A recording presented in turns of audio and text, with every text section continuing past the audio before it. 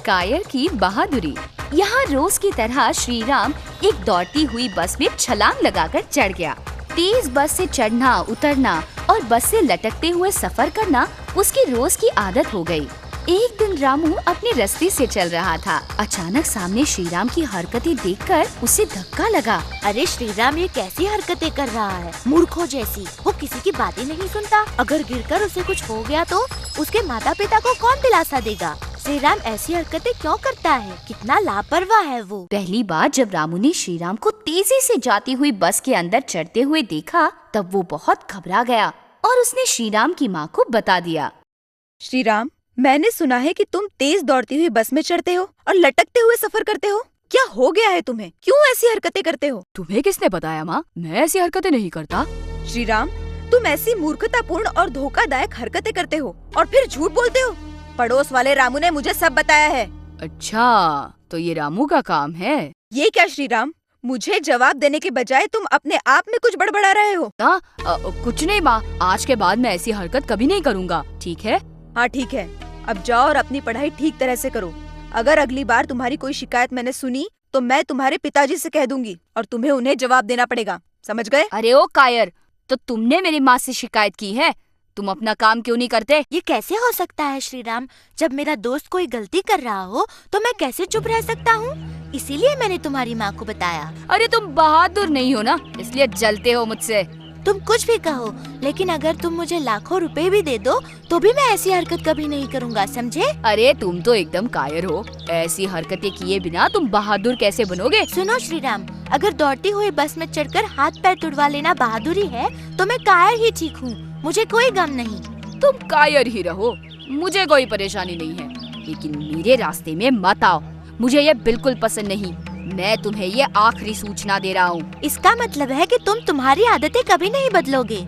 देखो रामू, समझदारी इसी में है कि मेरी बात समझ लो। मैं तुम्हें दोबारा चेतावनी नहीं दूंगा। ठीक है, तुम्हारे नसीब में जो भी लिखा है वो तो कोई भी नहीं बदल सकता, वो तो होकर ही रहेगा। अरे जाओ जाओ यहाँ से, मैं तुम्हारा भाषण नहीं सुनना चाहता। अपने आप को क्या तुम महापंडित समझते हो? हाँ? श्रीराम के स्वभाव में कोई परिवर्तन नहीं आया। तेज बस से चढ़ना उतरना और बस से लटकते हुए सफर करना उसकी रोज की आदत हो गई। एक दिन रामू पाठशाला से घर लौट रहा था, तभी उसने अचानक पीछे से चिल्लाने की आवाज सुनी। अरे पकड़ो उसे, वो भाग रहा है, पकड़ो। रामू ने पीछे मुड़कर देखा तो एक काला आदमी जोर से भागते हुए उसी की तरफ आ रहा था। रामू भी जोर से भागा और उसने उस आदमी को पकड़ लिया। उसके हाथ से एक सोने की चेन नीचे गिर गई, लेकिन उसने रामू को छुरा भौंका और वहाँ से भागने की कोशिश करने लगा, लेकिन बहुत बहादुरी से रामू ने उसे पकड़ कर रखा। रामू के जिस्म से खून बहने लगा था और वो दर्द से चिल्ला रहा था। लेकिन उस हालत में भी उसने उस आदमी को नहीं छोड़ा।